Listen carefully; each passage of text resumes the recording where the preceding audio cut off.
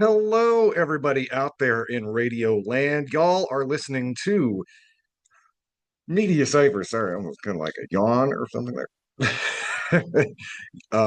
You are listening to Media Cyphers only on 89.1 WIDR Kalamazoo. As always, following thoughts, views, and opinions are not necessarily those 89.1 WIDR or Western Michigan University, no matter how dope or insightful they may turn out to be.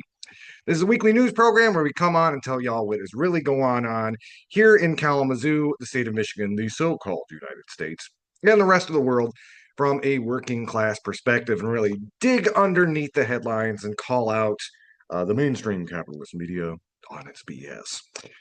Well, it's been an eventful week. Again, we have Venezuela is alleging that the fishing vessel that the U.S. government recently firebombed was in fact not full of drug traffickers, but actually innocent civilians. We had Congress voting down the release of the Epstein files. So we had the anniversary of 9/11 last week, which actually didn't run a piece on. We usually do. And then we also there has been some big uprisings going on in Nepal. If we got time on today's show, maybe dig into that a little bit. Maybe good examples. There are some folks out here in the West. And also, Jair Bolsonaro was sentenced to 27 years in prison for trying to overthrow the Brazilian government. Well, how's that meme go? Lord, I've seen what you can do for others. I want that for me, or whatever it goes. But alas, no, we're really at the heart of empire, so an outcome like that, not so likely. And then, of course, obviously, we there was that really big news on September 10th. Well, the Epstein files, of course, but also when I'm with Charlie Kirk, and we are going to be talking about that later on in the program.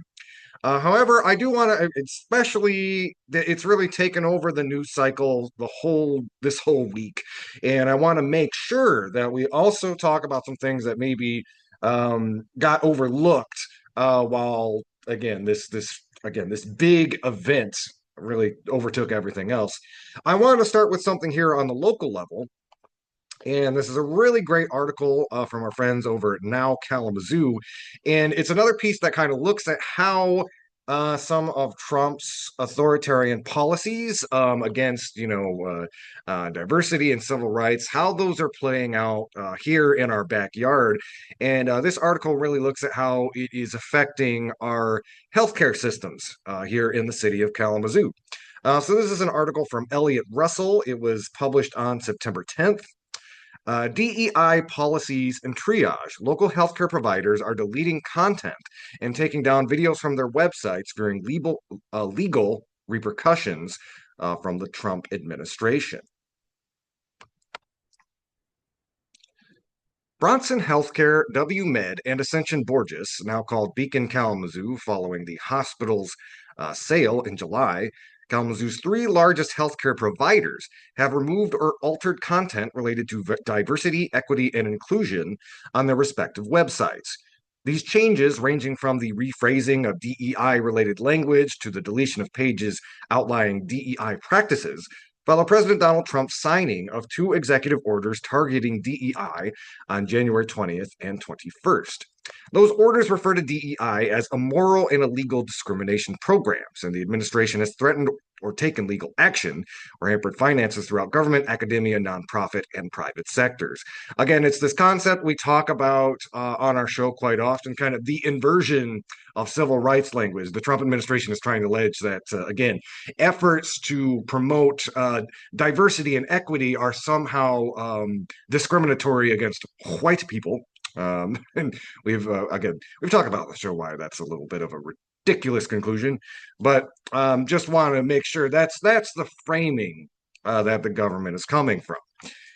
DEI policies are intended to address the lasting consequences of the hundreds of years before and after the establishment of the United States as a country, when institutions within those sectors had prevented the freedom, economic activity, and other liberties of people based on race, gender, and other identities or characteristics, even after such discrimination was formally outlawed. Basically, also, tip of the hat to the author. That is, it can be kind of hard to explain like DEI and such in a nutshell. That was a very good way of doing it. Now, again, if you're a Marxist like myself, you can probably critique, one could critique DEI policies from the left, not focusing enough on, economics and capitalism. But that is a good summation of at least the spirit of what, DEI is trying to get at. It's especially impacting healthcare. Among the community's largest employers and expected to serve anyone who walks through their doors, said Shante Lyman Hamilton, executive director of the local nonprofit Society for History and Racial Equity. Sometimes people associate DEI with just race, but it's a bigger construct than one particular group, she said. When people really understand that it affects all of us, people see it through a different lens. Prosecution under the executive orders could mean losing the federal funds that keep providers' doors open.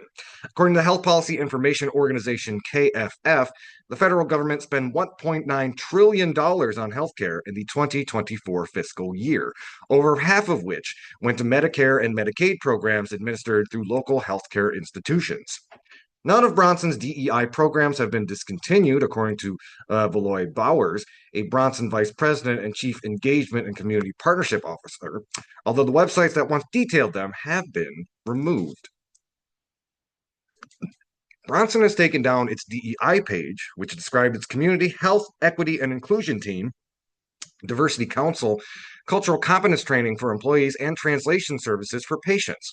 According to another section of the page, the mission of its diversity council was to recruit, develop, and retain a diverse workforce, establish meaningful relationships with organizations that represent diverse groups, and provide equitable treatment to patients and families regardless of diverse characteristics. Bronson's Why We Ask page, which discussed its use of demographic information related to race, ethnicity, culture, sexuality, gender, and socioeconomic status, has also been taken down. The videos that were embedded to the page have also been removed from Bronson's YouTube channel. Alterations to the website were made in response to President Trump's executive orders, according to Bowers and Dr. Karen Garcia, a Bronson pediatrician who's an executive fellow under Bowers with a focus on health transformation. We took that opportunity to ensure that everything we had was aligned with both our values and the law, said Bowers. That included reviewing our department names, titles, training materials, and our internal documents, in addition to our external facing websites. Last November, Bowers' title was changed from Chief Diversity Officer, and the Community Health Equity Inclusion Team was absorbed into the new Engagement and Community Partnership Department, which he now oversees. He said that these organizational changes, in addition to the demands of the executive orders, prompted maintenance to the site. Equity training, which has always been optional, is still available to employees, as are employee resource groups, which center demographics underrepresented in healthcare but are open to all. Under Garcia's leadership, Bronson continues to fund community organizations with the goal of providing better access to healthcare. According to Bowers and Garcia, keeping DEI on the website in light of President Trump's executive orders could have risked Bronson's access to federal grants, as well as Medicare and Medicaid funding, which has already been severely cut by President Trump's new spending bill. Following concerns at the executive level, Garcia was assigned to work with Bronson's legal counsel and corporate communications team to preemptively amend the website to comply with federal law before the Trump administration's April 24th deadline. A spokesperson for Bronson cited its contracts with the Department of Veterans Affairs, which require the company to comply with federal policy, but declined to disclose how much of its annual operating expenses come from the federal government.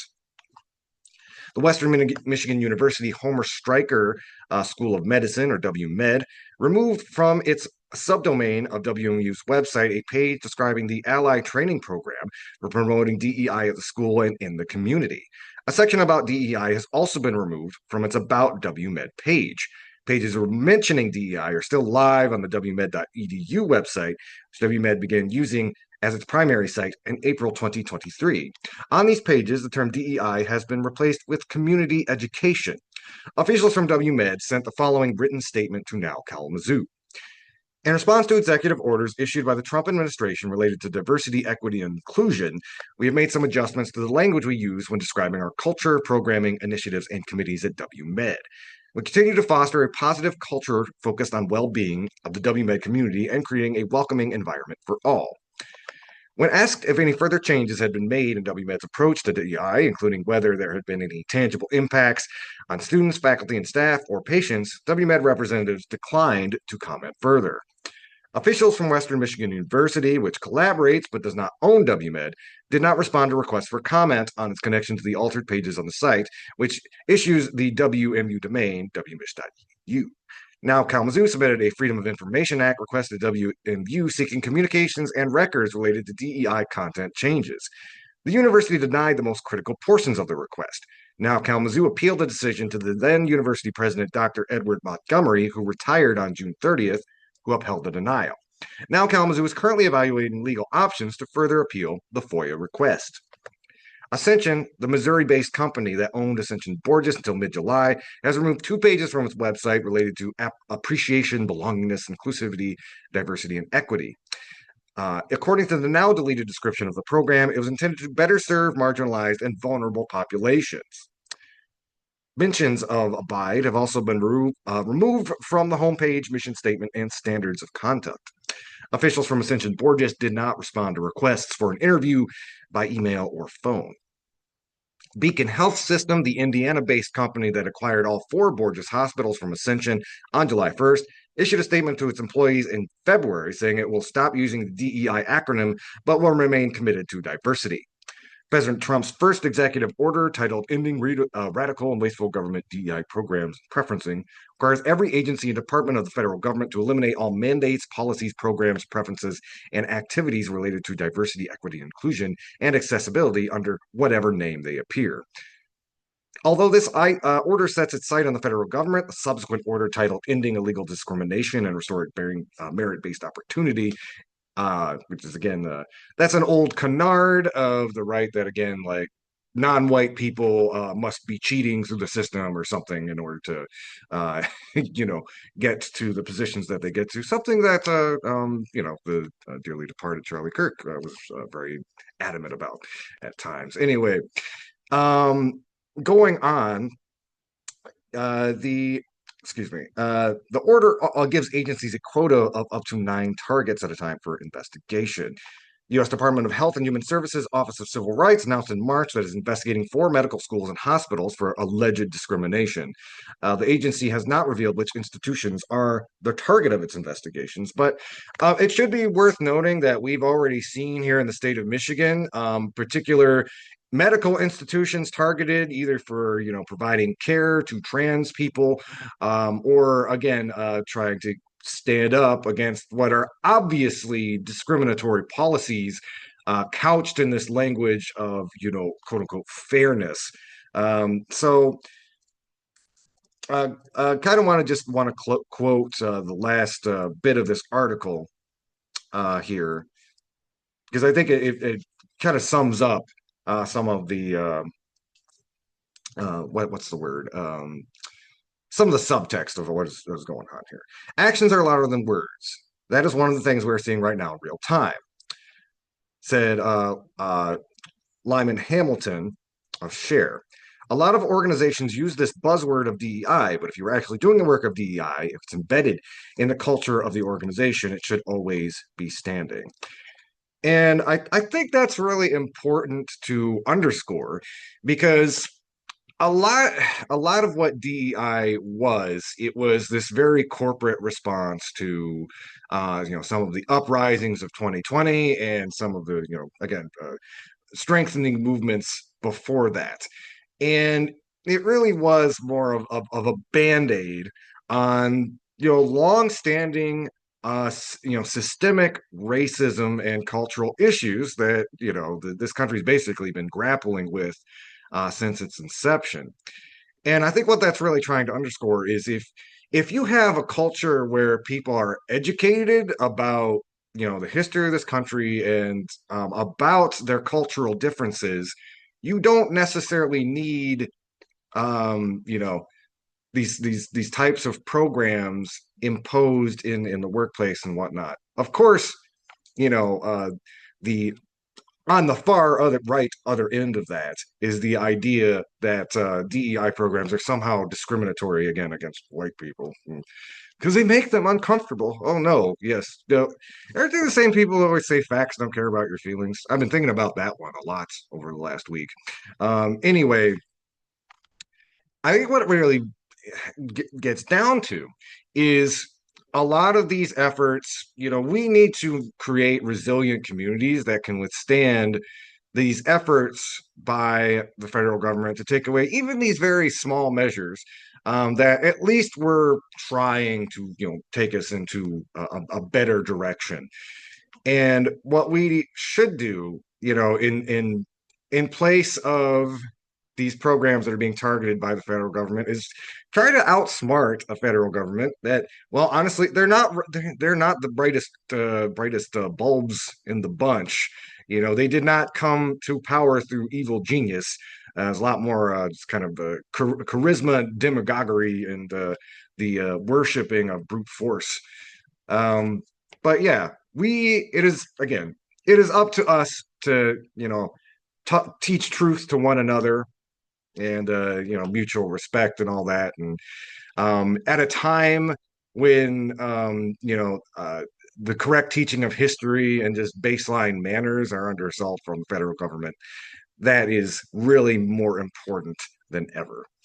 So anyway, you can find that article that is on Now Kalamazoo, DEI Policies in Triage. It's written by Elliot Russell, published on September 10th. We're going to take a quick little break. Y'all are listening to Media Cyphers only on 89.1 WIDR or online at widerfm.org. You can also find us online at Media Cyphers on YouTube, Facebook, and the Media Cyphers Kalamazoo podcast you can find on most podcasting apps. Keep your dial locked. This is Media Cyphers, your source for political revolution. Hello, everybody out there in radio land. Y'all are listening to Media Cyphers only on 89.1 WIDR or online at widerfm.org. I want to look eastward to some reporting from Left Voice out of Detroit. I think it's important to. There's been a lot of misinformation in the last week about left-wing extremism and how the left organizes and all that stuff. And while this has a lot to do with just kind of like the community organizing culture in Detroit, I thought it was important to highlight, okay, what does left organizing actually look like, as opposed to the boogeyman that J.D. Vance and Stephen Miller are trying to present to everybody. So there's an article from Tristan Taylor on Left Voice on September 13th that I think it's a good inside look. Like if you've never been to a leftist meeting before, or you just are not familiar what this looks like, this is a very, very good example. It's written by Tristan Taylor. Dynamic panel in Detroit discusses rising authoritarianism. BLM group Detroit Will Breathe organized a panel discussion with those on the front lines of community organizing and fighting repression. The panel addressed how to confront the growing authoritarianism and repression that activists are experiencing right now. With Trump's mobilization of the National Guard in Los Angeles and Washington, D.C., and the threat to mobilize them in Chicago, excuse me, just a second. Okay, Carol. Sure, it's recording. All right. 3 cities with black mayors and a significant black and immigrant population, people in Detroit are particularly concerned with the way things are going. To dialogue with that concern and commemorate Black August, Detroit Will Breathe organized a panel discussion with people who have dedicated their lives to confronting and combating state repression and violence. The panel speakers included Amir Makled, an Arab American attorney who represented pro-Palestine University of Michigan students. Students faced felony charges for organizing in solidarity with Palestine and demanding that the university divest from Israel. Other speakers were Paulie Astudillo, a revolutionary who has been working with the Detroit People's Assembly, an initiative for immigrant rights, and Yusuf Bonshi Shakur, who is a member of the group's Community Movement Builders and Mama Aku House. Shakur has experience with the carceral system, having previously been falsely imprisoned. Macklin spoke about the successful legal strategy, which got Democratic Michigan Attorney General Dana Nessel removed from prosecuting the University of Michigan student protester case. The combined legal strategy and public campaign got the Attorney General to drop felony charges against pro Palestine protesters. Macklin also talked about being personally stopped at the Metro Detroit airport, where customs agents asked him about his cases and tried to aggressively examine his phone. If you may remember, he was interviewed by Democracy Now! About that just a couple of months ago. Maybe link to that in the show notes if y'all want to listen to that yourself. Astudillo spoke about their work with the Detroit People's Assembly and as an immigrant from Chile, her experiences with I don't care about that. Sorry, I got a pop up. Yeah. Sport. Sorry. Okay. Oh yeah. Astudillo, an immigrant from Chile, to talk about her experiences there with repression and authoritarianism. He talked about the three strategies the PA is employing. Migra Watch to disrupt ICE kidnappings, mutual aid to support detained people and families, and political education to develop deeper political awareness around why these problems exist and how to build community defense and working class solidarity. Shakur spoke about the legacy of resistance to repression that is part of the daily lives of working class people, particularly Black and Brown folks. He recalled his own background as the grandson of someone born in the South who moved to the North for job opportunities and to escape Jim Crow. He told the audience about how his teenage mother was forced to work as a domestic worker for white folks and his own experiences in prison. He spoke directly to the history of Black August and how the experience of being in prison served as the source of radicalization of leaders like Malcolm X and George Jackson, which speaks to the revolutionary potential of the Black working class. By the way, Blood in My Eye by George Jackson. That's some essential reading, and man, it couldn't be more essential right now. You can find that for free online. I also did a teach-in about it. You can find for the Socialist Party of Michigan, Blood in My Eye. You can find it on YouTube. Going on. An interesting and important exchange took place around the police, their role, and whether or not they can be reformed or abolished. There were two different viewpoints that were expressed on the panel. Amir Makled talked about the militarization of the police and the daily abuses and neglect they perpetrate on individuals, but he does not believe that the police need to be abolished. The other panelists believed in police abolition and spoke about the true nature and role of the police and prisons as instruments of repression. Foley talked about the experience in Chile and the military coup against the popularly elected government of Allende, and how the armed forces and the police were used as a bulwark of reaction and the servant of the Chilean capitalists and U.S. imperialism. She also talked about how Detroit police have been providing protection to ICE during immigration raids while ignoring the safety of the community. In other words, the police's role is always to uphold the interests of the ruling class, which makes them permanent enemies of the working class and oppressed. Yusuf spoke of the challenge of developing alternative systems to policing and how, in the absence of such alternatives, people will reluctantly continue to rely on the police. He made a point that when there are alternative institutions, he gave the example of the communities calling on the Black Panther Party to help resolve interpersonal conflict or issues of domestic abuse, people rely on those far more than on the police, which speaks to the possibility that an alternative to police can be created and is desired by a large portion of people. Towards the end of the event, the audience was asked to ask questions and raise comments, ideas, and concerns. One particularly interesting question connected the national attack on democratic rights to Detroit's historical struggles. The audience member cited the emergency management law as the most recent example and asked how we can convince people to fight for democratic rights nationally when we have failed to do so locally. Another important idea that came out of the audience discussion was the need to have strategic conversations to help clarify next steps that people can take. At the end, Detroit Will Breathe organizer and Left Voice member Tristan Taylor announced DWB's intention to hold more discussions that focus on strategic questions facing the working class and oppressed, and invited everyone to participate in a study group Detroit Will Breathe is hosting on Black Against Empire, which, by the way, is a phenomenal book about the history of the Black Panther Party. We're two book recommendations deep into this episode, so again, we'll link to that in the show notes as well. At the end, everyone gathered to record a message of solidarity to the fired four at the City University of New York. Anyway, you can find that article on Left Voice. A dynamic panel in Detroit discusses rising authoritarianism. All right, we're going to take another quick little break. Y'all are listening to Media Cyphers only on 89.1 WIDR or online at widerfm.org. You can also find us online at Media Cyphers on Facebook, YouTube, and the Media Cyphers Kalamazoo podcast, which you can find on most podcasting apps. Give it a lock. This is Media Cyphers only on 89.1 WIDR, your source for political revolution.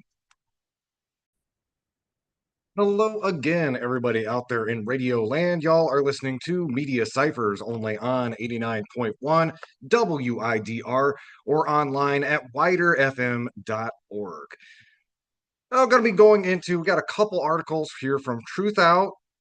First one's talking about, uh, again, related to education and opposition to ICE. And then we're going to talk a little bit more about the recent conviction against Bolsonaro down in Brazil. This first article, this is from Mike Ludwig. It was published on September 11th. This back to school season, teachers and parents are fighting back against ICE. When Immigration and Customs Enforcement arrested a 38-year-old chiropractor while he was dropping his daughter off, they reportedly smashed out the windows of his car. The arrest, which happened on July 15th, took place outside the child's preschool in South Beaverton, Oregon. The father, originally from Iran, is married to a U.S. citizen who said he has applied for a green card to remain in the United States legally, according to Oregon public media. Randy Cornfield, who witnessed the arrest while taking his grandson to the same school, told a reporter it was heartless to arrest a father dropping his kid off. I said in a statement that the kid was quote unquote unharmed. These poor kids don't know what's going on, Cornfield said at the time. School principal Amy Lamonto witnessed the violent arrest and managed the school's emergency response to the incident. Excuse me. The arrest has led to a decrease in attendance and has shaken our community to the core, according to a statement from the school and a complaint filed in federal court on September 10th. Along with the National Educational Association and the American Federation of Teachers, two unions representing about 5 million educators, Lamonto is among the latest plaintiffs to join a lawsuit challenging immigration enforcement in spaces where safety is considered a sacred value, such as hospitals, houses of worship, and schools.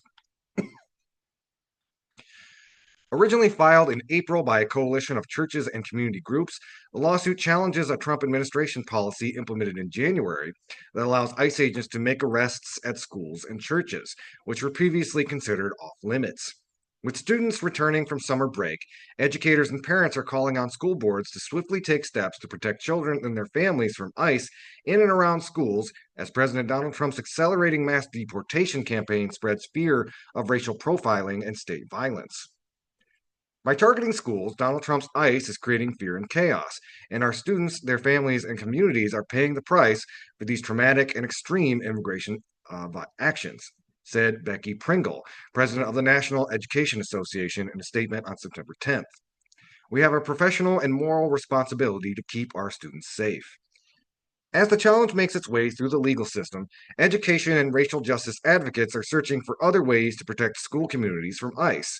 Lydie Robledo, a youth development specialist at the Alliance for Education Justice, said school leaders should demand that local police and city leaders do not work with ICE and provide staff with protocols and training for what to do if ICE agents show up at school. School officials and city leaders should also invest in counselors and after school programs for kids, not surveillance, punishment, and policing, Robledo said. ICE has also been reported outside of schools, at bus stops, and in neighborhoods where children are walking to and from class, Robledo said during a webinar on September 10th. For immigrant studies, simply walking into school can feel like stepping into danger, and we believe that no young person should have to choose between their education and their family's safety.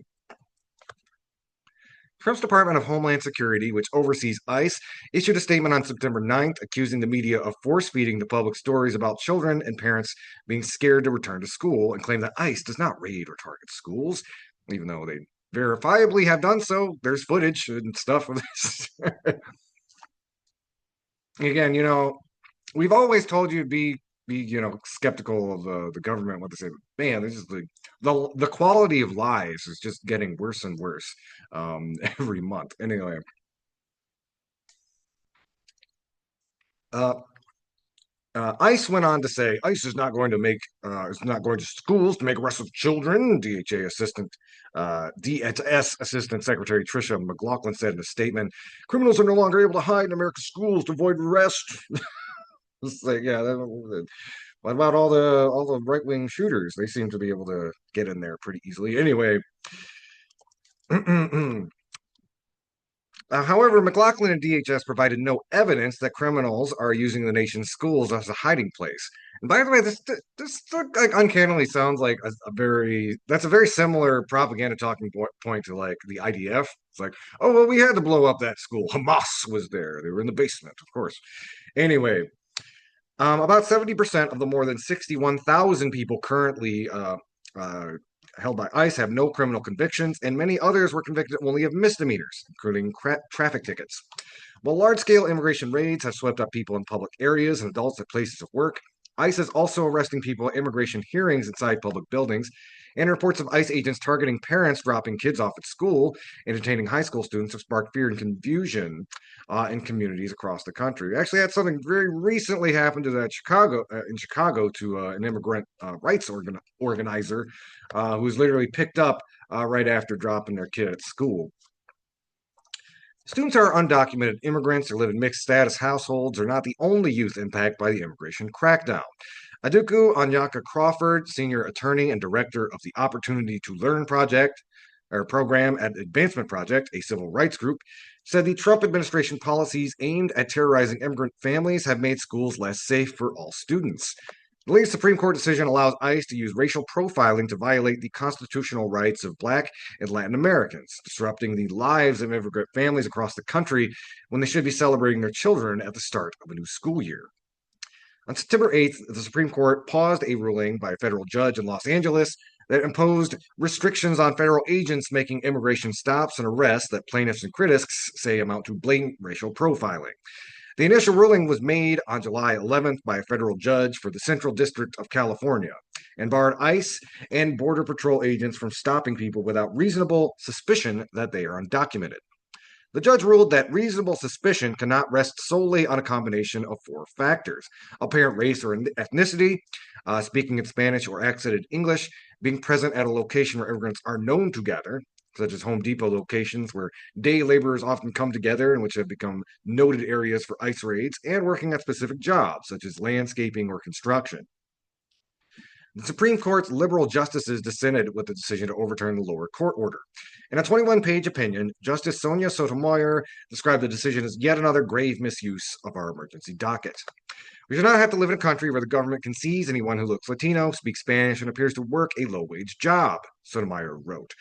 Rather than stand idly by while our constitutional freedoms are lost, I dissent. Trump's mass deportation campaign is a nationwide effort, but the administration has singled out Los Angeles, Chicago, Washington, D.C., and other large cities with Democratic leadership for immigration sweeps and raids, which has sparked mass protests and community self-defense efforts. As litigation over the administration's crackdown continues, advocates say immigrants and people who are perceived as immigrants are at risk of being disappeared into remote immigration jails without due process, as viral videos of masked agents making violent arrests fuels fears. The Congressional Hispanic Caucus announced a new Learning Without Fear campaign on September 9th, an effort to call attention to drops in school registration and attendance caused by fear of irresponsible federal immigration enforcement. The caucus announced the campaign on social media, but then did not elaborate on what it would accomplish. Research shows that anxiety and fear around immigration status fuels disparities in academic achievement among students who are undocumented or live with undocumented family members. As a result of Trump's crackdown, children are afraid to leave home, parents are making plans in case they are disappeared, and teachers across the country are adopting protocols in case of an encounter with ICE, according to Vanessa Cardenas, executive director of the immigrant rights group America's Voice. This is the high cost of Trump's mass deportation agenda, not just economic devastation, but educational chaos and psychological scarring. Robledo said educators are stepping up to the challenge, but they need support from school boards and local political leaders, who should loudly oppose cooperation between ICE and local law enforcement. By the way, if you want to read that full article for yourself, that's Truth Out, written by Mike Ludwig, published on September 11th. This back to school season, teachers and parents are fighting back against ICE. Pivoting to some news from south of the border, I wanted to talk some good news. Finally, some good news. Jair Bolsonaro, is going to prison. Or at least, you know, he's not going, he's under house arrest now, and he probably will be through the appeals process. But he was just sentenced to 27 years for trying to overthrow the government. I wanted to read this article that really kind of breaks it down. It was published yesterday, written by Michael Fox. Bolsonaro's conviction for coup plot is a blow to the global far right. Brazil's Supreme Court decision to convict Jair Bolsonaro of plotting to carry out a military coup has been met with widespread celebrations across the country, along with dismay from the former president's supporters. The September 11th decision revolved around Bolsonaro's plan to overturn his 2022 electoral defeat and assassinate current President Lula da Silva and two other top members of the Brazilian government. The panel of 5 Supreme Court judges voted 4-1 to convict Bolsonaro and sentence him to 27 years and 3 months in prison. Brazilians celebrated in the streets in cities across the country. News reports showed people en masse dancing and playing music as if it were the festival of Carnival.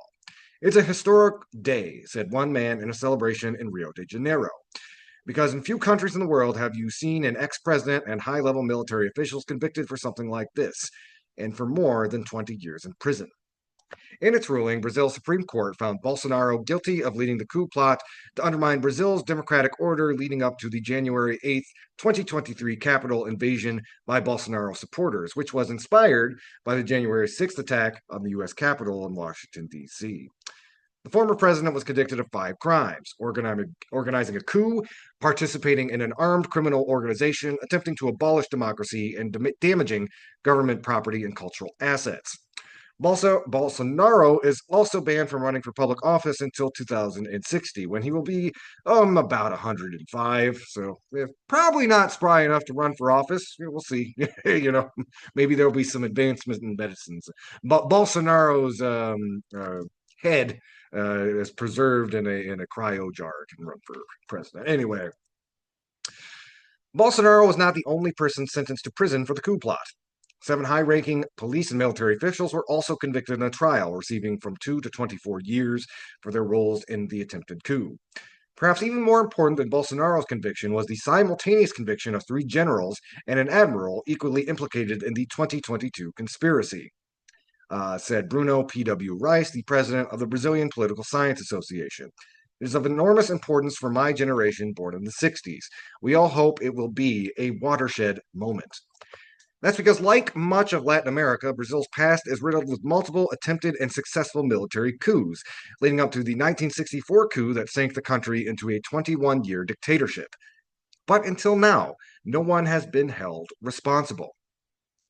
In light of the history of U.S.-supported coups in Latin America and Brazil, and the impunity that high-level coup plotters have traditionally had in Brazil, this is a significant victory for democratic self-governance, said Rutgers University Associate Professor of Anthropology Sean T. Mitchell.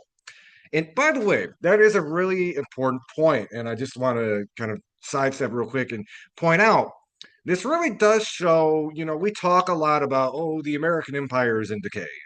It's on its way out. It would be unthinkable, something like this happening 40, 50, 60 years ago, when the United States basically had the power to install whatever presidents it wanted in Latin America. Now we're seeing a country that not only is allowed to, kind of stand up for itself, not without some pressure from the United States, of course, which we're going to be talking about in a minute, but to not only reject the machinations of the U.S. government trying to install whomever they want, but also holding them accountable. Going on, remember, this is the first time that people, particularly military leaders involved in attempting a coup, have been brought to justice in Brazil. So in a way, this could be seen as moving beyond a trial about this one attempted coup, but also about the intrinsic value of democratic rule in general. something Brazil is still learning, said Rafael R. Ioris, Brazilian Associate Professor of Latin American History at the University of Denver. I would also say it might even be seen as finally closing the chapter of dictatorship and its tragically imposed amnesty to illegal political actions and violence. But for the international far right, the conviction is a travesty. U.S. President Donald Trump has called the trial against Bolsonaro a witch hunt. Trump is a long-time ally of Bolsonaro, whom he praised when the two met more than once during Trump's first term. I thought he was a good president of Brazil. It's very surprising that this could happen, Trump told the press.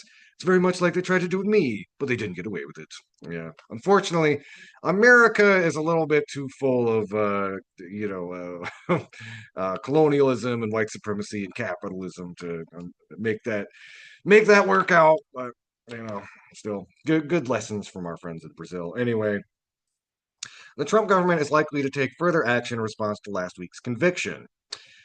We can expect a new wave of tariff retaliations and eventually a new wave of retaliations against Brazilian authorities, suspensions of visas, bank accounts, and that sort of thing, said Clarissa Franzoi Dri, an international relations professor at Santa Catarina Federal University.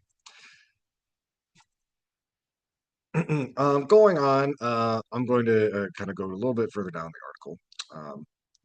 Today, this is an international, organized, and well-funded movement, political scientist Rice told Truth Out. Even if Bolsonaro leaves the game irreversibly, we expect that the country will continue to embrace, in its domestic politics, with similar rhetoric, the same platform of institutional predation that constitutes the agenda of the far right in the West. Bolsonaro still holds substantial support in Brazil. Data Folopol released on Saturday showed 50% of those surveyed supported his conviction, while 43% opposed it. In numerous videos and news reports, his supporters openly cried after hearing the news that their former president was convicted. In one WhatsApp chat group monitored by Truth Out, Bolsonaro supporters lamented both Bolsonaro's conviction and the killing of Charlie Kirk the previous day. Unfortunately, we are at war with communism. It didn't just start today. Now more than ever, we need to come down hard on these communist bums. Yeah. By the spoiler alert, again, we don't know for 100% sure, but it does look like Charlie Kirk's assassin was probably not a communist. Anyway, we'll be talking more about that in the next hour, but worth reiterating or iterating and then reiterating later. Okay. Bolsonaro's allies in Congress hope to pass legislation that would offer amnesty for those involved in the January 8th insurrection or Capitol invasion in Brasilia. This would theoretically include Bolsonaro, but it is moving slowly, and it is unclear if they have the support to overrule a veto by President Lula. The legislation would also probably land in the hands of the Supreme Court. President Lula has adamantly supported the trial and conviction of Bolsonaro. If President Trump were living in Brazil and had done what he did at the Capitol, he would be on trial here too, Lula said last week, because here the law applies to everyone. Well, go ahead and brag about it, President Lula. Anyway, the conviction weakens the Brazilian right, said Mitchell. Brazil's right is internally divided about strategy and leadership going forward, and the revelations of the coup plot have damaged the right's legitimacy with much of the public. This is good news for progressives in Brazil, just a year out from next year's presidential election. Lula's approval rating has also risen in recent months in response to Trump's tariffs on Brazil. According to a poll released last week, Lula would defeat any challenger, including Bolsonaro, if the 2026 election were held today. Historic is perhaps the best adjective, repeated again and again in recent days to describe the conviction. Many Brazilians hope it will be a defining moment in the country's history and the country's ability to chart its own course in a region that the Trump administration is increasingly looking to influence. By the way, if you want to read that article for yourself, you can find it at Truth Out. That's Bolsonaro's conviction for coup plot is a blow to the global far right. All right, we're going to take another quick little break. We will be back. This is Media Cyphers only on 89.1 WIDR or online at widerfm.org, your source for political revolution. You can also find us online, Media Cyphers on Facebook, YouTube, and the Media Cyphers Kalamazoo podcast. We will be right back. Hello, everybody out there in Radio Land. Y'all are listening to Media Cyphers only on 89.1 WIDR or online at widerfm.org. Well, we're back and we're going to be spending a good chunk of this hour talking about Charlie Kirk, but really, more broadly, talking about some of the cultural forces he represented, how the media is working through this particular event. That's again a big topic of concern on our show. It's called, Media Cyphers. And Also, again, speaking of some truth, there's been a lot of whitewashing about Charlie Kirk's legacy since the incident on September 10th. And truth is truth, and as the right likes to say, facts do not necessarily care about one's feelings. So we're going to be laying out some facts about Mr. Kirk later on here. But first, I want to talk a little bit again. This has brought up a lot of discussion around the idea of political violence. And, I'm going to talk a little bit more broadly about, kind of, again, there's an interesting discussion that can be had on what is and is not considered political violence here in the United States. And again, we live in a country where literally the same day that Charlie Kirk was assassinated, we had yet another school shooting. Was that political violence? What is it political violence when people in Palestine are killed with U.S. tax dollars? Again, well, I will talk a little bit more about this later on, but I wanted to start by again just looking at some of the more local ramifications of the Charlie Kirk shooting. There's a good article from Bridge, Michigan, talking about how politicians here in Michigan have been facing increased death threats since the incident was published on September 12th. Written by Jordan Hermani. This is from Bridge, Michigan. Michigan politicians say they face growing threats after Charlie Kirk shooting.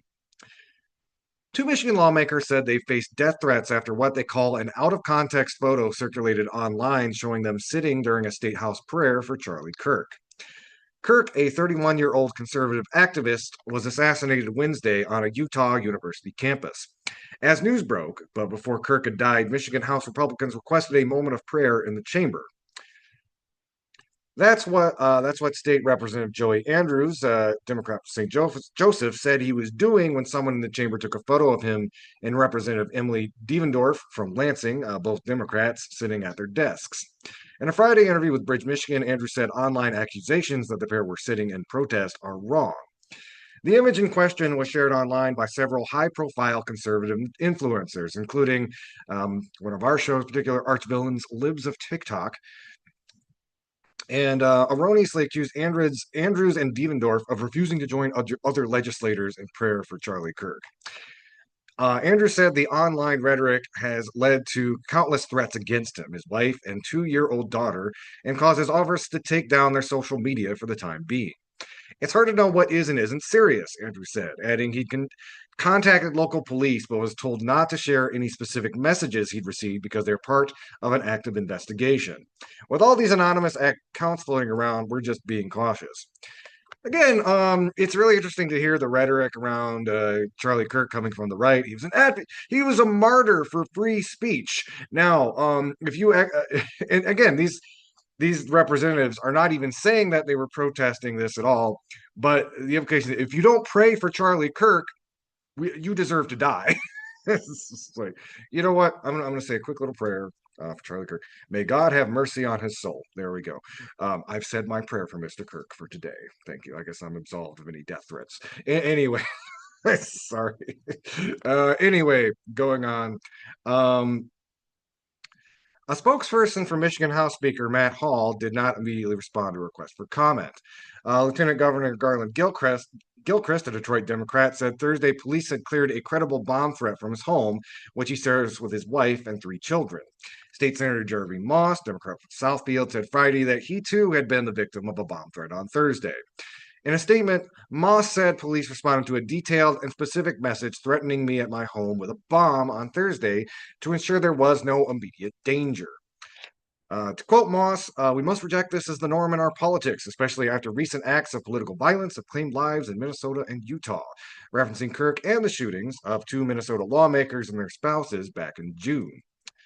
Authorities said that at the time of the Minnesota shooting, that the suspect had prepared a list of other potential targets that included officials in Michigan and four other Midwestern states.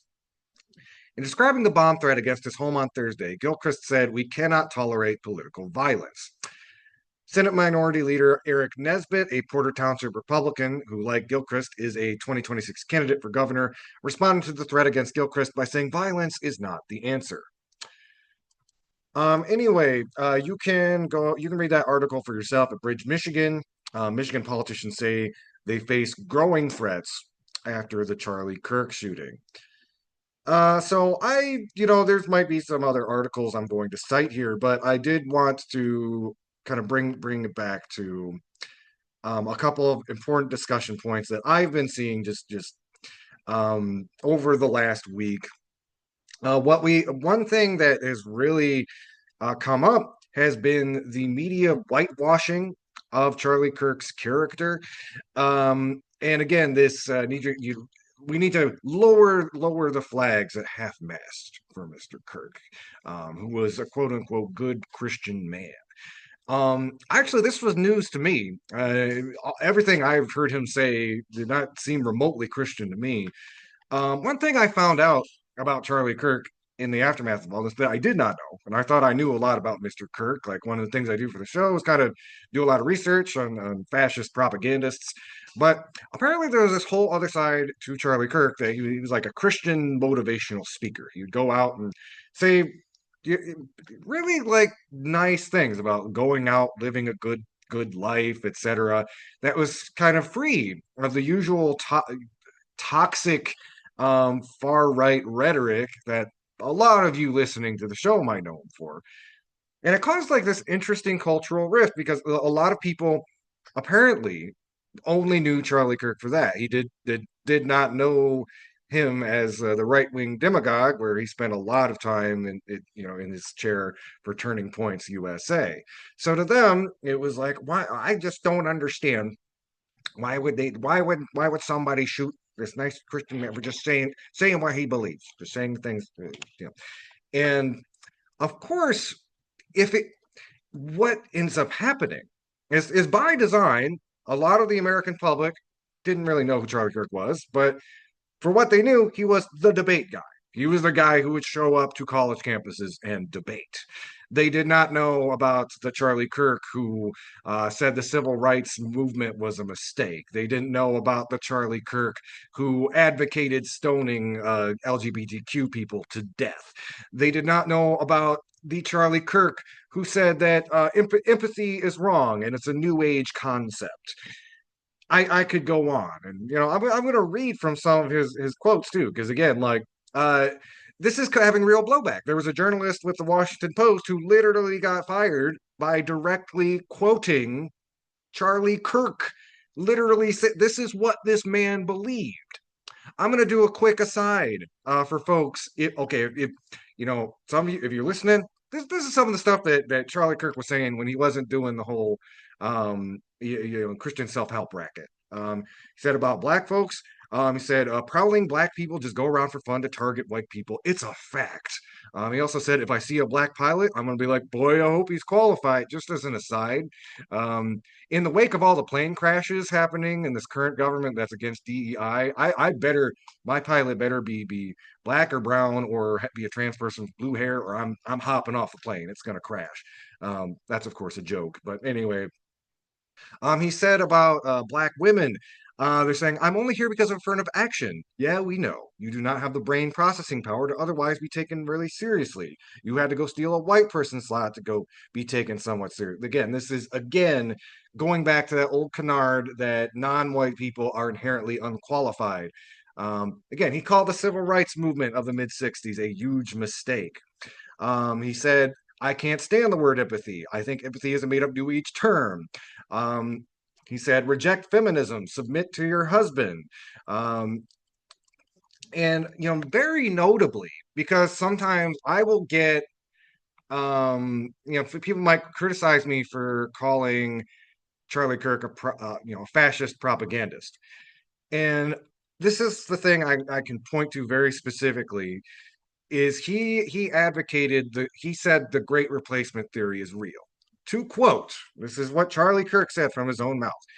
It's not great replacement theory, it's great replacement reality. Just this year, 3.6 million foreigners will invade America.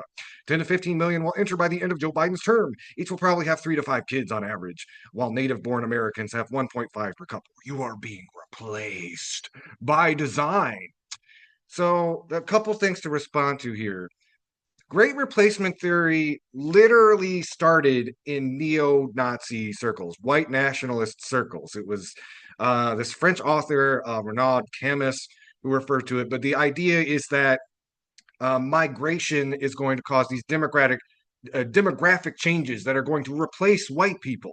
As somebody who is, Scotch, Irish, and Scandinavian in descent, I've got my response to that is, and so what? Who cares? Who cares? It's like, you know, it's again, it's like this kind of thing in right wing thinking that like there's only two modes, and if quote unquote white people are numerically outnumbered, they're going to become the oppressed ones. I also, encourage people go a little deeper back into history. Whiteness itself is itself a construct. The big tent of whiteness has been expanded and retracted over the years, depending on the needs of the ruling class. So, the whole thing is a false dichotomy to start with. But just to really make the point clear, one of the things that Charlie Kirk did, and in some ways, it almost would have been better if the dude was just out there with a swastika or a Klan hood. But what he did that was more insidious is he took these white supremacist ideas and he normalized them and he put them into the mainstream. So now you hear them on Fox News and Tucker Carlson, et cetera, et cetera. That's part of this man's legacy is normalizing Nazi ideas and making them digestible to a broader audience. Um, going on, again, like it's funny because we talked a lot about on the show about how anti-Zionism is not anti-Semitism. This is a guy who said Palestine doesn't exist. He was a vehement genocide denier right till the day he died. He was advocating for a continuance of what's going on in Gaza. Now, recently there has been a little bit of pushback. There was a lot of discussion around that about how recently he's been a little bit more critical of Israel. It actually fed into a lot of conspiracy theories too. But at the end of the day, he was a hardcore Zionist. He did not recognize Palestinians as having a right to their indigenous land, and he was a cheerleader for the genocide that is currently ongoing in Gaza. And he also subscribed to vehemently anti-Semitic theories. Here's another direct quote from Charlie Kirk. Quote from Charlie Kirk. Sorry. Jewish donors have been the number one funding mechanism of radical open border, neoliberal, quasi Marxist policies, cultural institutions, and nonprofits. This is a beast created by secular Jews, and now it's coming for Jews. And they're like, what on earth happened? And it's not just the colleges, it's the nonprofits, it's the movies, it's Hollywood. So, again, somebody promoting this anti Semitic idea that Jewish people control like businesses in Hollywood and all this stuff, and that are also somehow responsible for Marxism. This is something deeply, deep anti-Semitic history, going back to why Hitler targeted the Jews in the 1930s and 40s, making that explicit connection between Jewish people, Marxists, Bolsheviks. They're gonna watch out. They're gonna overthrow the government, etc. He also said Martin Luther King was awful. He's not a good person. He said one good thing he actually didn't believe. Again, I'm not going to take time to really dignify that with a response. And most of you listen to my show know enough about Martin Luther King to know how incorrect that is.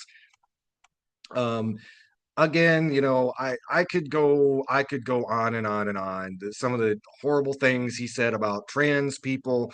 Again, just there's a whole laundry list. And I'll link to the sources in the comments. So you're not just listening to me. This is true. This is stuff that he said. And for repeating stuff that he said, people far above my pay grade have gotten fired. So much for free speech. And that really is a really huge wrinkle of this story. Mourn this man or face the consequences. And some people like look, going a little bit into my own theology, I'm a person, I believe everyone is capable of redemption. Maybe Trump wakes up tomorrow after doing, I don't know, like, has a come to Jesus moment, or he does a bunch of acid or something, and he realizes, hey, you know what, folks? Maybe fascism isn't the answer. Maybe let's just pull the brakes on it. Something like that.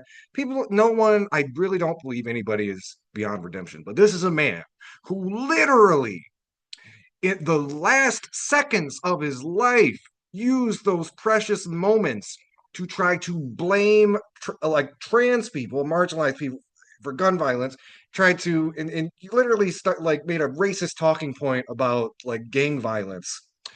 That is how he died. Charlie Kirk died how he lived. He died doing what he loved.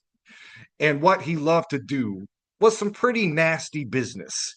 He was a guy who recruited mostly like lonely, young, mostly white men into the jaws of fascism. That is this man's legacy. And again, everybody's been saying, we must condemn political violence. And look, I'm a political commentator. I'm talking to you this big open window. If somebody wanted to snipe me, it would be pretty easy to do.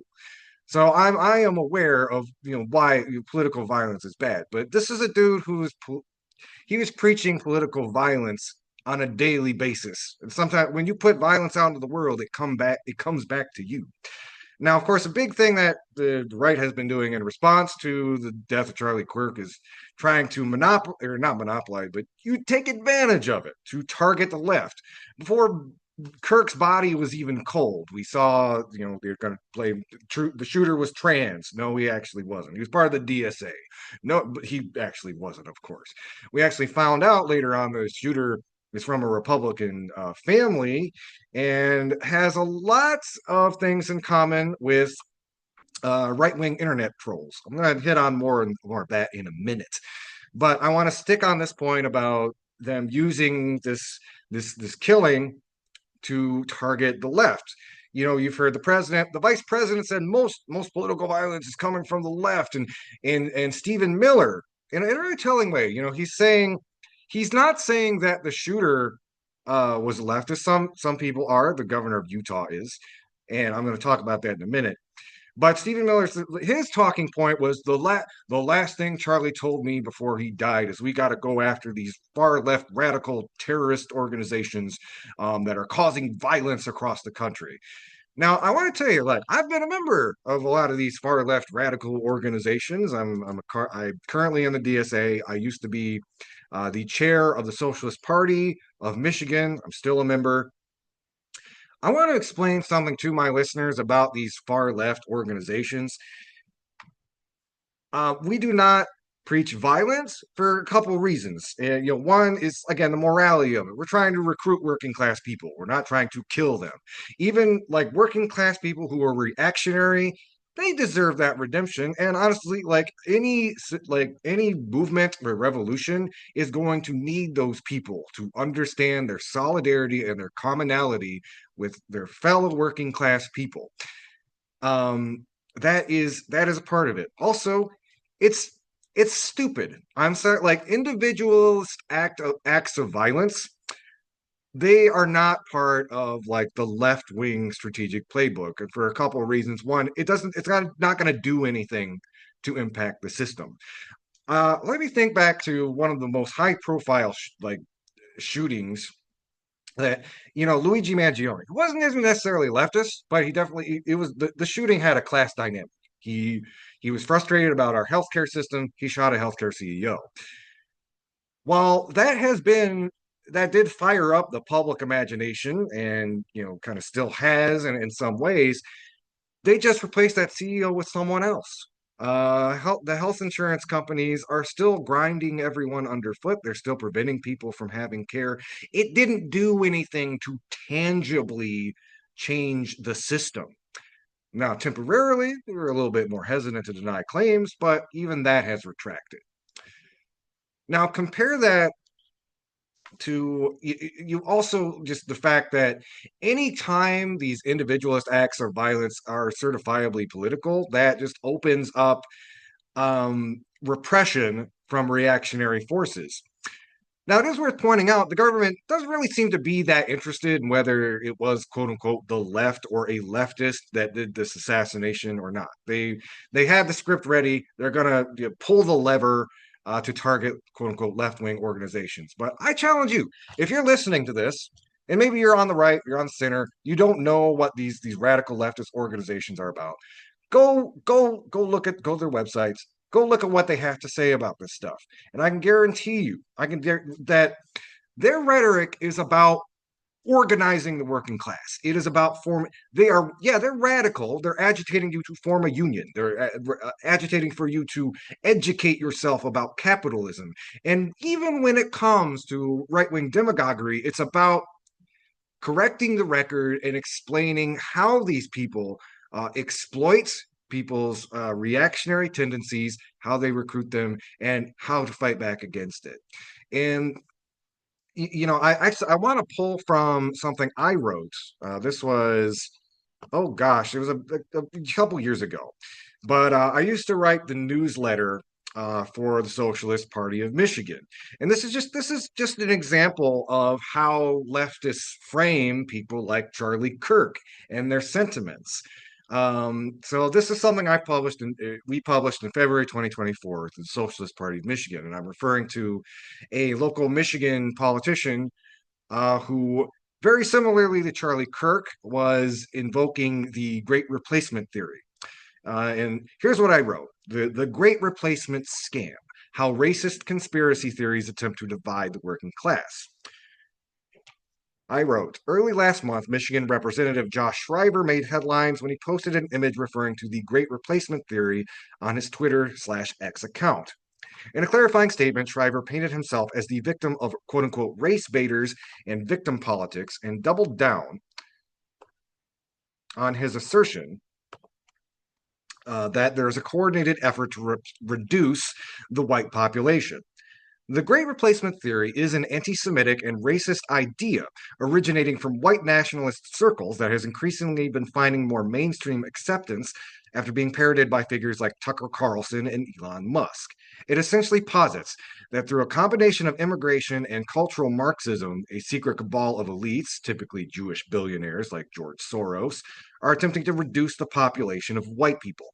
There are many different ways to approach and debunk this abhorrent idea, but we at the Socialist Party of Michigan want to hit on a couple of important points that have not been covered much in the media. This theory must be analyzed in historical context, and Great Replacement is just the newest iteration of a long-stayed tactic of trying to marry the ingrained bigotries of certain white middle class and class collaborationist white workers to insurgent labor movements. In the lead up to World War II, there was much hullabaloo from the Nazi Party and their friends in the American capitalist class, for example, Michigan's own Henry Ford, of Judeo Bolshevism, the idea that a secret cabal of Jewish elites was funding and or orchestrating revolutionary movements across the world. These revolutionary movements were led and organized by workers responding to the material conditions and reality they worked under. Harsh working conditions, harassment, poverty, and oppression are the fuel that make workers' movements burn. But for a ruling class that would rather delude itself, it is easier to blame some secret cabal. In the US, the ruling class has had some degree of success in tricking workers of European ancestry to the wages of whiteness, and has often led to a class collaboration with the rich rather than a unity of workers across the color line. Great Replacement is just the newest impulse of ruling class propagandists like Charlie Kirk to twist reality and pit workers who perceive themselves as white against everyone else. Indeed, it isn't much of a coincidence that Shriver himself represents the wealthiest and whitest parts of southeastern Michigan. Lastly, we should remember that whiteness as a concept is historically a relatively new phenomenon whose goalposts have been moved at the convenience of the ruling class. Irish workers in the 19th century were not considered white until the bosses were concerned about their potential unity with black workers. Many poorer European non-English speaking immigrants were not considered white until they became convenient emissaries to colonize the American West and war with Native Americans. Let's be clear. The only great replacement going on is the ruling class and their attempt to replace class consciousness with racial resentment. So, again, that's something I wrote for the Socialist Party in Michigan back in February 2024. It doesn't call for violence against anybody. It's not talking about how, we need to engage in, violent uprisings. It is deconstructing the fascist narrative and explaining it and emphasizing the importance of organizing the working class. And at the end of the day, that is the real reason people like Stephen Miller and Donald Trump want to go after the left. And regardless of the shooter's motives or background, that is the thing that actually scares the ruling class. It's not that leftists are going to keep doing if the ruling class was worried about mass shootings, they probably would have done something about gun control by now. What they are worried about are leftist organizers making the working class more militant, more educated, more organized. Because, again, violence as a concept, and this is something that I always emphasize. People ask me, like, well, aren't revolutions violent? And I'm like, well, sometimes they can be, sometimes they are. But we are in the capital of capitalism. We are in the heart of empire. If we got even half of the working class to engage in a general strike or mass boycotts, we would have the system by the balls without having to fire a shot. However, somebody like allegedly Luigi Mangione kills a health insurance CEO, and guess what? There's still not Medicare for all. Um, there's still no attempts at making a more equitable healthcare system. In fact, Medicare and Medicaid have been criminally defunded, and the American healthcare system, as it exists, is going to basically experience an apocalyptic demolition in the winter of 2026 if the bill does what it says it's going to do. It's to say this: the left is wise enough to know that violence is not the go-to tool in your toolbox. You don't engage in this stuff for political reasons because it's not going to change anything, and it's going to do nothing but fuel the blowback. Which, again, we're at kind of a place where, I mean, the Trump administration tried to turn the beating of big balls into a Reichstag fire and militarize Washington, D.C.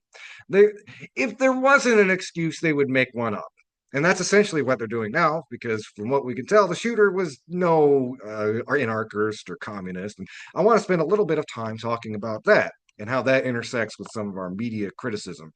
So, a lot of hay has been made about who Tyler Robinson, who the shooter is, what his background is. Comes from a Republican family. His Meemaw basically was, to paraphrase, saying like, my grandson might be a murderer, but he's no leftist. And I want to emphasize too, let's be responsible. We don't know for absolute certain, who this kid is, why he did what he did. We can make some conjectures based on what has been discovered and found. And I also wanted to point out kind of some double standards in the mainstream media. So I went and looked at how all the legacy outlets are reporting this. And all of them have taken at face value what the Utah governor and FBI have said is a leftist shooter. The FBI is currently run by another fascist podcaster who has a vested reason in painting the shooter as a leftist, and the Utah governor is also on a right wing politician. They have a vested interest in trying to paint this shooter as, again, a bestest for reasons that, again, people chomping at the bit for civil war or whatever. Once it came out that he was from a Republican family, you started seeing the rhetoric from these right-wing internet people pare back. They went from bring back the death penalty to, we must pray for this boy and his troubled soul. There's been some speculation that Tyler was a quote-unquote griper, which it would take me a very long time on the show to explain exactly what that is. But the shorthand of it is a right-wing internet troll spawned from the spawned from the soup the boiling soup that was 4chan. And the Groypers are basically further to the right of Kirk. They have criticized Kirk for not being right wing enough and not making the subtext text. They would go to show up to his events and chastise him for not being an overt white supremacist. They basically say, "Oh, it's like, well, you say you're not racist, so why do you support communism?" So, like, basically creating a binary, like you're either a Nazi or a communist, apparently. It is led by another demagogue called Nick Fuentes, who is also, again, palled around with the Trump administration in a lot of ways. Now, I want to make it clear: we don't know this dude has not confessed to being a groiper or whatever, but some of the things written on his bullet casings line up with a lot of those memes and internet subcultures. Like, if you're reading this, you're gay, LMAO. There's a reference to a command line from Helldivers. Um, so what we're looking at is there's a lot of circumstantial evidence that the shooter was on the right wing, somewhere in the right wing, further to the right wing of Charlie Kirk.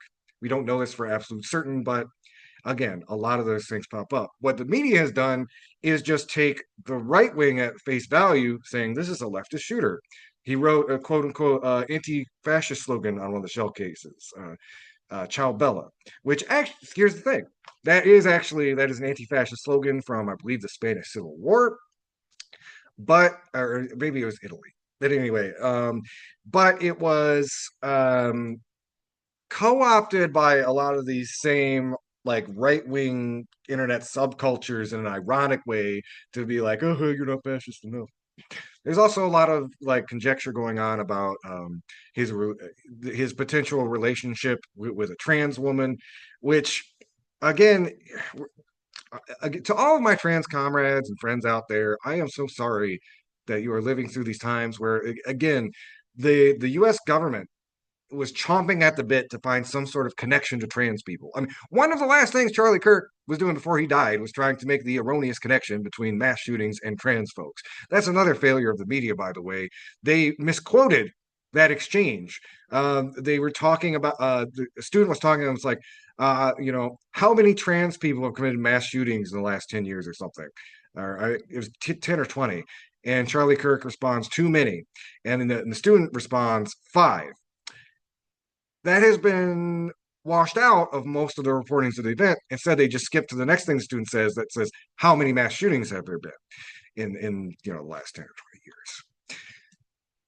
Even legacy media is kind of capitulating and being a useful idiot to this demonization of trans folks. And here's the thing I really need people to understand. Maybe the shooter did have a trans girlfriend. Maybe that had something to do with their motive. But let me explain something. Trans people are not a monolith. You don't become trans and then just receive a copy of the Communist Manifesto in the mail, nor do you if you are friends with a trans person. There are reactionary trans people. Caitlyn Jenner is a good example. But what this is really doing, and I need folks to understand this because it is really a very dire and scary thing, is it is trying to equate the idea that if somebody recognizes the humanity of a trans person, they must inherently have some sort of radical ideology. It is ipso facto, you must be a radical leftist if you recognize that trans people have the right to exist. Now, to talk about the Overton window being pushed to the right, good Lord, that is a very scary concept. And I also call out the media organizations who, because maybe it is premature to call this kid a groiper, but it was also premature to believe a bunch of Hasbaro talking points about Hamas going on cutting people's heads off on October 7th, like mass sexual assaults, which was proven to be literally like a nothing burger. It was made up. The mainstream media will falsely report these things for the powerful. They will be stenographers for the powerful. But when there is a lot of circumstantial evidence about a shooter, say, being a right-wing internet troll, oh, we got to collect. It's too early to say, too soon to say, which maybe is the right impulse. But look at that double standard. They will be stenographers for power, but again, if it's something that challenges the narrative of people in power. Oh, we got to be careful. We got to get all our facts straight first. Oh boy. So um, there's that, and I not. I also did want to point out, of course, there was a local story about an Office Depot employee who refused to print out pictures or sorry, flyers for a Charlie Kirk vigil that happened downtown. There's also a big one over here on campus, and I encourage you, please, if you're one of those people who've been misinformed about Charlie Kirk and what he actually was, I will be posting this podcast online. Please, learn some facts. So I did want to point out again, like you can point out like right wing hypocrisy, but what's it really going to do? But it is worth mentioning. If you're a little older like you might remember back about 10, 15 years ago, Republicans made a lot of hay about a right wing cake baker who refused to bake a cake for a gay wedding. That was their cause du jour for the good part of a year or 2 years. Of course, the exact opposite when we have somebody like, I don't want to print out flyers for a vigil celebrating the life of a fascist propagandist. Suddenly, they need to get fired. And they have tried, by the way, too, on more uh, not so much from the government, but there's these websites that have tried to pop up that are trying to create a database of people who shared memes about Charlie Kirk's death, and so that they can dox them and try to get them fired. And again, it's just a great example of that hypocrisy to say Charlie Kirk was a martyr for free speech. Now, if you have anything bad to say about him, we're gonna ruin your life. And that was another thing that Charlie Kirk did. He made his own watch lists of professors and intellectuals and writers he disagreed with, and he would use that to basically, dispatch his flying monkeys to harass and target these people, try to get them fired, try to get them out of public life. Yeah, real champion of free speech, Mr. Kirk was. So again, I feel like I've been talking about this dude too much. It's because like at the end of the day, what do I think is going to happen with Charlie Kirk and his legacy? Is this is who is somebody that you never hear about anymore? And I'm thinking about Rush Limbaugh. Rush Limbaugh, he was prolific for about 2 decades. He had a radio show with millions of listeners every day, tuned into every day to hear him talk about who are we supposed to hate today, Rush Limbaugh. And he died a couple years ago, and you never hear from him. His legacy is that of a big stinky fart that fills a room, makes everyone uncomfortable, but then it dissipates, and everybody forgets about it. And I think when there's a little bit more time and the dust is cleared again, Charlie Kirk will just be another big loud fart in a history of big loud fascist farts. So with that, I did also, again, we're running out of time on the show. I wanted to talk about a couple of other really important stories. And one that I did want to bring up um, is, again, an update about what is going on in Gaza, which, again, Mr. Kirk was vehemently in support of. So there is a number that's you may have seen ping ponging around um, on the internet. A recent report by UN rapporteur Francesca Albanese suggests the actual death toll in Gaza, which is currently estimated 65,000, could reach 680,000. This chilling estimate, based on academic research, analyzed the extent of destruction and remaining population, forces a reckoning with the devastating consequences of this. And the methodology basically includes both direct casualties and a significant number of indirect deaths resulting from the collapse of essential infrastructure, lack of medical care, and widespread hunger. So we're talking hundreds of thousands of people, hundreds of thousands of children, potentially dead in Gaza. And with what is currently going on there, there was an article from Democracy Now! Talking about the condition of Nasser Hospital Complex. They are working with nothing and they are trying to keep starving people alive. 680,000. That number is going to shoot up, more likely, before all of this is over. It is the most horrific tragedy of our time, and we are all being forced to watch it unfold in real time. So if there's anybody out there who is like, oh, we get to lower the flags to half mast for Charlie Kirk. Perhaps we should lower the flags to half mast for the 680,000 Palestinians who are dead because of our tax money. Or some of the kids who just got shot at school on the same day. Or, oh, I don't know. Maybe the immigrant that just got shot by ICE in Chicago. And, I'm not saying you shouldn't have empathy for, you even have empathy for bad people. These people made decisions, they thought this would be the best thing for them and their family. They thought they could accrue a little bit of power or insulate themselves from hardship by doing, spreading this cruel and outrageous speech. But empathy is a two-way street. And if you just started talking about political violence last week when Charlie Kirk got assassinated, you have a lot of catching up to do. A lot. All right. Okay, folks. I think we're going to kind of wrap things up there. I want to thank y'all for tuning in. This has been Media Cyphers only on 89.1 WIDR or online at widerfm.org. You can also find us online on YouTube, Facebook, and the Media Cyphers Kalamazoo podcast, which you can find on most podcasting apps. And stay tuned until 2 o'clock. It's going to be electropop therapy, kind of a little bit of the sugar to help all this bad medicine go down. Thank y'all for listening, and until next time, keep on fighting for that revolution solution.